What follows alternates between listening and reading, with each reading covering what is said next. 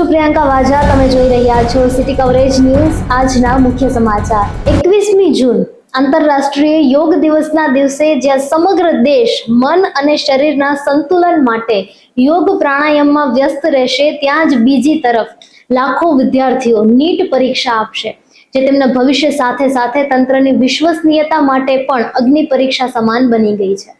Paper leak વિવાદ બાદ ફરી આયોજિત આ પરીક્ષામાં વિદ્યાર્થીઓ માટે દરેક પ્રશ્ન માત્ર જ્ઞાન નહીં પરંતુ દબાણ અને સમય સામેની લડત છે। જ્યારે પરીક્ષા તંત્ર માટે દરેક કેન્દ્ર પર કડક સુરક્ષા અને પારદર્શિતા જાળવવાનો સતત તણાવ છે। યોગના દિવસે એક તરફ શાંતિનો સંદેશ છે, તો બીજી તરફ પરીક્ષા હોલમાં ટેન્શન અને ટકરાવનું સંતુલન છે। અને આ અનોખા સંયોગમાં વિદ્યાર્થીઓની મહેનત સાથે તંત્રની આબરૂ પણ દાવ પર લાગી છે। જૂનાગઢ ખાતે રાજ્યના ઉર્જા મંત્રી અને સહપ્રભારી કૌશિકભાઈ વેકરિયાની અધ્યક્ષતામાં કલેક્ટર કચેરીમાં યોજાયેલી સમીક્ષા બેઠકમાં વિકાસ કાર્યોની પ્રગતિની વિસ્તૃત સમીક્ષા કરવામાં આવી હતી। બેઠક દરમિયાન રોડ, રસ્તા, ગટર, પ્રવાસન અને અન્ય જન સુવિધાના પ્રોજેક્ટોની સ્થિતિ પર ચર્ચા થઈ હતી, જેમાં નરસિંહ વિદ્યા મંદિર, પીએચસી ખામધોડ, યોગ સ્ટુડિયો, દોલતપરા ફાયર સ્ટેશન સહિતના કામોનો સમાવેશ થયો હતો। મંત્રીએ વિકાસ કાર્યોમાં ઢીલાશ દાખવનાર એજન્સીઓ સામે દંડાત્મક કાર્યવાહી કરવાની સ્પષ્ટ રીતે સૂચના આપી હતી અને તમામ પ્રોજેક્ટો સમય મર્યાદામાં પૂર્ણ થાય તે માટે નિયમિત મોનિટરિંગ અને દૈનિક પ્રગતિ અહેવાલ રજૂ કરવાની પણ તાકીદ કરી હતી। જૂનાગઢના ગ્રોફેડ વિસ્તારમાં ગિરનાર જંગલની બોર્ડર પાસે 13 એશિયાટિક સિંહોનો પરિવાર, 3 સિંહણ અને 10 સિંહ બાળ રાત્રે રહેણાંક વિસ્તારમાં આવી ચડ્યો હતો।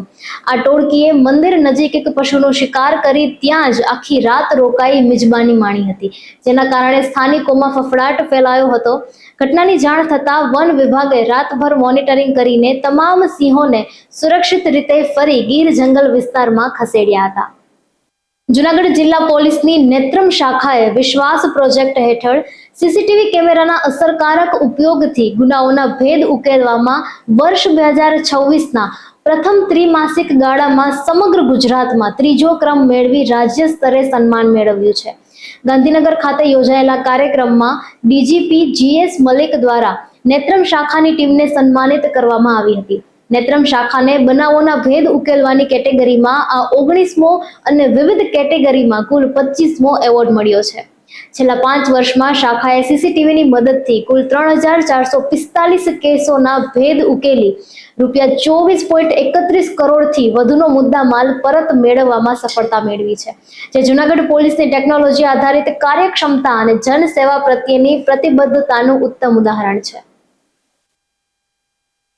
જૂનાગઢ મહાનગરપાલિકાએ કમિશનર પ્રભવ જોશીના માર્ગદર્શન હેઠળ ભવનાથ સ્થિત જિલ્લા પંચાયત ગ્રાઉન્ડમાંથી ગેરકાયદેસર રીતે ફરી શરૂ થયેલી 24 રાઇડ્સ, જમ્પિંગ અને ચકડોળ સહિત તેમજ 6 લારીઓનું દબાણ દૂર કર્યું છે। આ કાર્યવાહી બાદ સમગ્ર મેદાન ખુલ્લું બનતા પ્રવાસીઓ અને સ્થાનિક નાગરિકો માટે વાહન પાર્કિંગની વધુ સારી સુવિધા ઉપલબ્ધ થશે, જેના કારણે રોડ પરનો ટ્રાફિક દબાણ અને જામની સમસ્યાઓ ઘટશે। સાથે જ ભવનાથ વિસ્તારમાં આવતા યાત્રાળુઓ અને શહેરીજનોને હરવા ફરવા અને બેસવા માટે વધુ જગ્યા મળશે। ગીર વિસ્તારમાં એશિયાટિક સિંહો અને અન્ય વન્યજીવોની સુરક્ષિત અવરજવર માટે દેશનો પ્રથમ વિશેષ લાયન અંડરપાસ રાજુલા પીપાવાવ અને ઢસા રાજુલા રેલખંડ પર તૈયાર કરવામાં આવ્યો છે। પશ્ચિમ રેલવેના ભાવનગર મંડળે રાજ્ય સરકાર અને વન વિભાગના સહયોગથી 9.42 કરોડના ખર્ચે આ મહત્વાકાંક્ષી યોજના અમલમાં મૂકી છે। 5 સંવેદનશીલ સ્થળોમાંથી 2 સ્થળોએ અંડરપાસનું કામ પૂર્ણ થઈ ગયું છે, જ્યારે બાકીના 3 સ્થળોએ કામગીરી ચાલુ છે। આ અંડરપાસ દ્વારા સિંહો, દીપડા, નીલગાય અને ચિત્તલ જેવા વન્યજીવો રેલવે ટ્રેકની નીચેથી સુરક્ષિત રીતે પસાર થઈ શકશે, જેના કારણે ટ્રેન અને વન્યજીવો વચ્ચે અકસ્માતની સંભાવના પણ ઘટશે। ગીરના વન્યજીવ સંરક્ષણ માટે આ પહેલને દેશવ્યાપી મોડેલ પ્રોજેક્ટ તરીકે જોવામાં આવી રહી છે। આંધ્રપ્રદેશના કુર્નૂલ જિલ્લાના જોન્નાગિરી વિસ્તારમાં અંદાજે 50 ટન સોનાના ભંડારની પુષ્ટિ થઈ છે। રાજ્ય સરકારના જણાવ્યા મુજબ અહીં ટૂંક સમયમાં ખનન કામગીરી શરૂ કરવામાં આવશે। ઉપરાંત જોન્નાગિરી આસપાસના વિસ્તારો સહિત 4 અન્ય સ્થળોએ પણ સોનાના ભંડાર હોવાના સંકેતો મળ્યા છે, જ્યાં આગામી સમયમાં વધુ શોધખોળ હાથ ધરાશે। આ શોધ ભારતની સોનાની આયાત પરની નિર્ભરતા ઘટાડવામાં મહત્વપૂર્ણ સાબિત થઈ શકે છે। ઈરાનમાં ગાયિકા પરસ્તુ અહમદી વિરુદ્ધ કોર્ટે હિજાબ ન પહેરવા અને સ્લીવલેસ ડ્રેસમાં ઓનલાઈન કોન્સર્ટ કરવા બદલ 74 કોરડા મારવાની સજા ફટકારી હોવાનો અહેવાલ સામે આવ્યો છે.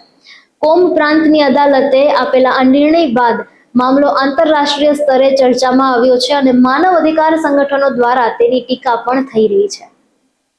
સિટી કવરેજ ન્યૂઝના ડેઇલી અપડેટ માટે અમારી ચેનલને લાઇક કરો, શેર કરો અને સબસ્ક્રાઇબ કરો. આવતીકાલે ફરી મળીશું નવા સમાચારો સાથે. City coverage news Junagadh.